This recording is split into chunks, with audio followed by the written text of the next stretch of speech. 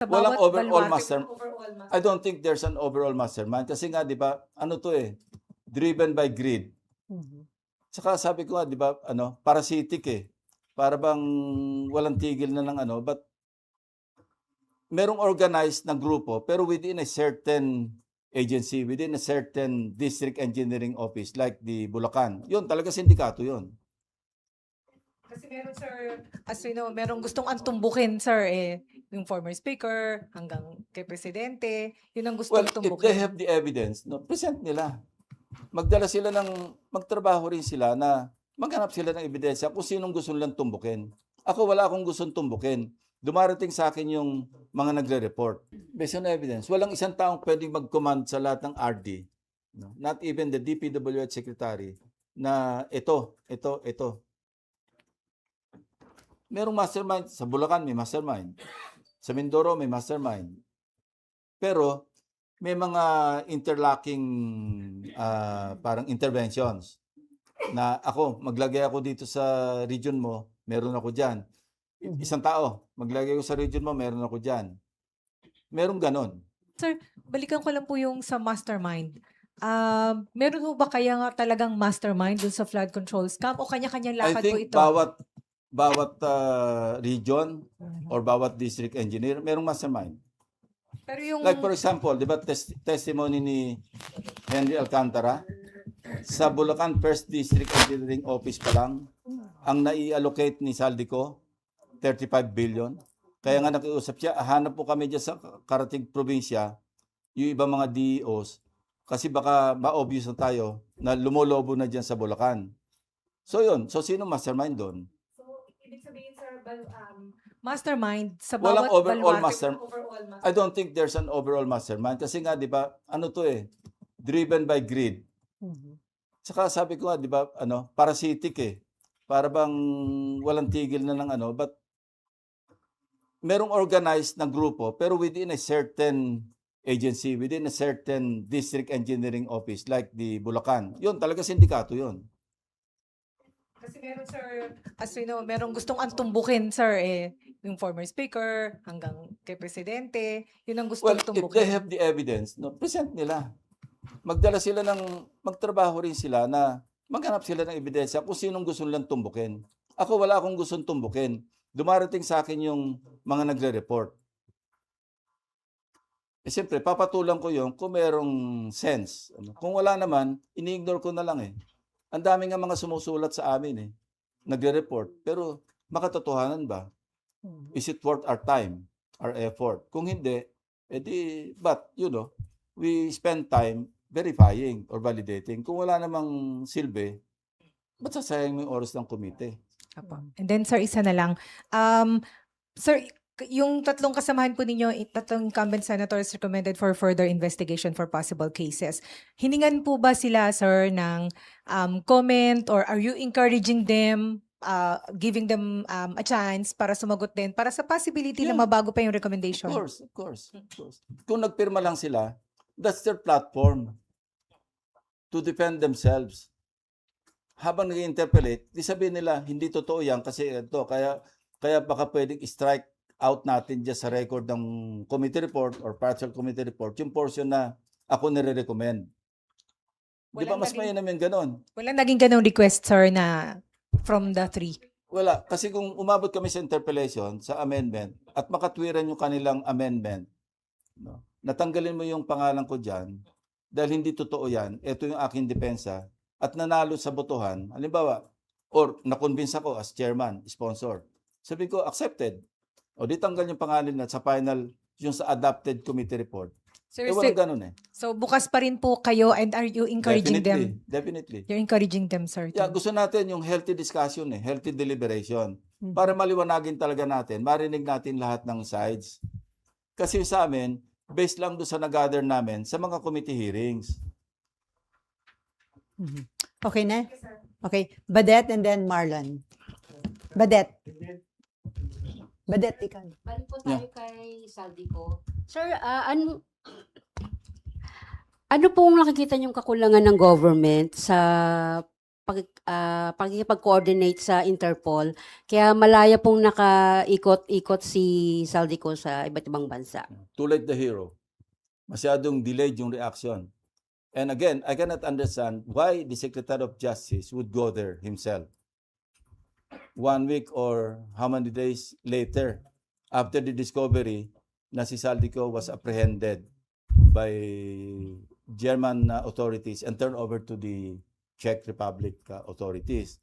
Dapat yon agad-agad, at first instance na na-discover, di ba dapat tinawagan natin yung embassy kagad doon? Alamin nyo kagad, nasaan, anong problema, kailan maiuwi. I think that's one parang shortcoming na nangyari rito. Pero hindi indication yun, sir, na hindi sila serious or sincere dun sa... I don't want to comment on that. But yun ang nakita kong shortcoming kasi why did it take that much time before they actually exert effort para alamin man lang kung nasan si Saldico.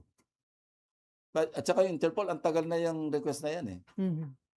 Dapat yan, kasi nakita ko doon yung bagong PCTC, ng transnational. Late na rin siya eh. Kung noong sinabing si Saldico, apprehended nando sa Czech authorities, apprehended by German authorities, dapat lumipad na yung PCTC o nag-coordinate na sa Interpol. Kasi ng counterpart natin as far as the PNP. Sa NBI, may sarili rin silang parang relationship sa Interpol. Dapat day one, pumunta na yung o nag-inquire ng PCTC at nag-request na ng red notice. Bakit noon lang dumating sa presscon? Kita ko si Prestosa, General Prestosa. Late na rin eh. Mhm. Dapat yun ang pinalo up. Ako nga, nung inisyon ako ng warrant of arrest ni XPGMA, parang a few days, nasa red notice ako eh. Bilis. Kaya lang, di na ako nahuli. Mas mabilis. Mas mabilis sila sa akin. At least yung panahon na yun. Mhm. Kaya na mabilisan na ganun. Kasi nandyan lang yung headquarters ng Interpol sa Lyon, sa France. Nandun eh. Mhm. May Pilipino pa nga tayong nandun eh. Na nasa Interpol eh. Ano ba yung, even before he was apprehended, dapat meron na tayong coordination directly with the Interpol. Ito yung voluminous documents na kailangan namin si Saldico to answer for certain crimes. Ewan ko, why they did not do that. Ano? Sir, hindi naman kaya deliberately mabagal. Hindi ko alam, basta't mabagal. Mhm. Hindi natin masabi kung deliberate, sir. Yes, sabi ko lang, basta't mabagal. Hindi natin alam kung deliberate o hindi. Okay. Okay ka na ba, Ded? Marlon and Merrimon. Sir, may binabanggit kayo kanina na tingin nyo masyadong mababa yung kung ano yung ipinangako ni Alcantara at saka ni Yusek Bernardo Yeah. ibalik. Tingin nyo, sir, mga magkano dapat for you maging acceptable? Hindi ko ma-second guess kung ano yung amount mismo, pero yung as reported, kasi alam naman rin natin yung kung magkano yung pinangako nilang restitute. Ano? Yung 1 billion kay Bernardo, maliit yun. Yung 200 o 300 kay Alcantara, maliit yun. And should the DOJ set a deadline for them to Well, return the money? Alam mo, mahirap namang pangunahan natin kasi sila yung nag-negotiate. DOJ did their own due diligence. Mhm. Baka yun ang findings nila. Sa akin, sarili ko lang yon. Based on my, dealings with Bernardo and Alcantara. Particularly Yusek Bernardo. Basta sa akin lang, in my own judgment, I may be wrong, I may be correct. Sa tingin ko, maliit. Sir, last week, sir, na-interview si former Governor Chavit Singson and he was saying na tinuturo niya po kayo na alam nyo kung sino yung mastermind. I'm not Superman. Asa lang ako Ba sa mga resource persons. Hindi ko alam kung sino mastermind. No? I think that's speculative. Mhm. And then he was saying na kapag hindi siya inimbitahan ng Blue Ribbon, ibig sabihin may pinagtatakpan. Well, What that's his can you say? opinion. But I'm saying, wala. Open naman ako eh. Di ba lagi naman ako open? Pero mag-present ka na, huwag niyo sayangin yung oras ng komite. Kung meron kayong pinanghawakan, pwede kayo mag-attend. Look, we requested him to send or submit his draft affidavit. Yun lang ang request namin eh. Hindi Wala pa naman rin. nagsasubmit. Sir, Kasi tapos, ayoko na maulit yung kay Orly Gutesa na doon mismo sa hearing, kino-coach. Ang pangit ng pangitain eh. Mas maganda yung pulido, may hawak kaming o kung sino man ng draft affidavit para tukoy na yung tanungan. Hindi yung nawawala yung page, tapos iko-coach. Di ba ang pangit sa public? sir, the special panel of investigators po ng Ombudsman has already recommended the filing of plunder and other criminal charges against Saldico and then former Speaker Yeah. Martin Romualdez, identifying them as masterminds of this scam. Well, probably they have the evidence to, Yeah. to support their case, ano. Pero it's up to them. And- Kasi hindi naman limited. Marami kami nasubmit sa ombudsman. Katunayan, yung dalawang privilege speeches ko pa lang, pinauna ko na yung yung file. Binigay ko na sila DOJ, ombudsman, pinauna ko na doon. Hindi pa si Ombudsman Remulla, yung acting pa lang noon, yung dating Deputy for Visayas, siya yung si acting. Vargas. Yeah, he was here during the budget deliberation. So, dumaan sa office ko, sabi ko, kasi I learned from the AMLAC that they cannot initiate freezing of assets and bank accounts until or unless merong formal complaint na nakafile, at the very least. So, sabi ko kay Acting Ombudsman Vargas, sabi ko, bibigyan namin kayo nito para at least maidakit nyo para meron na kayong ground to request AMLAC para mag-issue ng freeze order o mag-request sa CA ng freeze order. Ganun ang nangyari. So even noon pa, hindi ko rin alam yun eh. It was only during our, my conversation with the AMLAC, Executive Director Matthew, at the time, David, nasabi niya, sabi ko, ano ba yung requirement nyo para mahabol natin kasi naghahabol tayo rito. Kasi this is out in the open and baka maalis na yung mga assets. Sabi niya, at the very least, we need a formal complaint na nakadakit sa DOJ or sa Ombudsman. So knowing that, ako yung nag-initiate pa nga kay Acting Ombudsman Vargas, eto yung file, idakit nyo na complete. Sabi niya, bukas na bukas idadakit ko ito. At saka, isa daw po sa ginamit nila yung testimony ni Gutesa and then yung sinasabing 18 former Marine Sabi ko, personnel. that's our call. Ano? But That's our should this settle the concerns, questions regarding the credibility of those people? Well, sa akin, yung 18 Marines, ex-Marines, sinabi ko na ito, 805 billion pesos. Parang physically impossible na ma-deliver mo in such a short period of time. Computation nga, di ba, 5 years. Now, kung merong ibang computation o meron silang alam na iba at sinama nila yun, that's their call. Kasi after all, sila yung magdidetermine ng probable cause. Hindi naman yung Senate ang magdidetermine ng probable cause eh. Yung sa amin, recommendatory kami kung sino yung pwedeng mag-undergo ng preliminary investigation, kung sino yung pwedeng i-further investigation o i-fact finding, yun na sa amin. Hindi naman kami prosecutor eh. Mas alam nila yung trabaho ng prosecutor. Okay, before Merriman, sir, ano yung possibility na bago mag-adjourn si NIJE, magkaroon ng another hearing ng Blue Ribbon Committee? Big possibility kasi nga yung sa ibang lugar Visayas, Mindanao, kung merong mga ma-discover doon na mga ghost pa rin o kaya substandard, we will pursue para lang maipakita natin na hindi lang limited sa Luzon yung ghost projects at saka yung substandard. Tapos yun nga, yung para makita natin na pati yung mga issue ng mga allocables nauwi rin sa mga ghost at saka substandard. So sir, kahit wala pang enough signature yung partial report, pwede nang mag-resume ang session? Yes, we can. Depende sa, sabi ko nga, di ba? Once ay mailabas ko na rin to, kahit through a privilege speech, we can resume the hearings. Okay, Merriman. Sir Mary Monreyes from One Yeah. News 1 PH po. Sir, yung sa partial committee report, balikan ko lang po. So kulang pa po ng 2 signatures. Tapos nabanggit nyo, more likely meron from the minority na nagsabi sa majority na wag munang pumirma.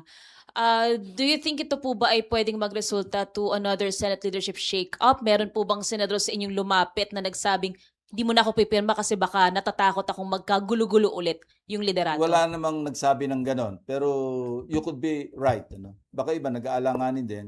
Baka magkaroon ng kanya-kanyang dahilan. Sabi ko nga, I also understand whatever reasons. Whatever reasons, kanila yon, unless proven otherwise, valid yung reason nila. Pero sir, kung mauwi po ba doon, do you think kayang kunin yung numbers para magka-changes against the Senate leadership? Well, sa akin, kung mangyari yon, di balik ako sa fifth floor.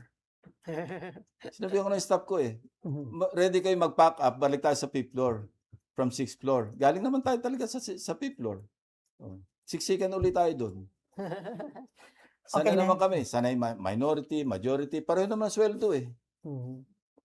Ingmar and then Mean? O Mean before Ingmar? Sino ba? Actually, natanong na, sir, yung kung kailan po, meron na po bang possible date for the next Wala pa. We're still, consolidating lahat ng documents. Parang hindi na-cover sa first 8 hearings.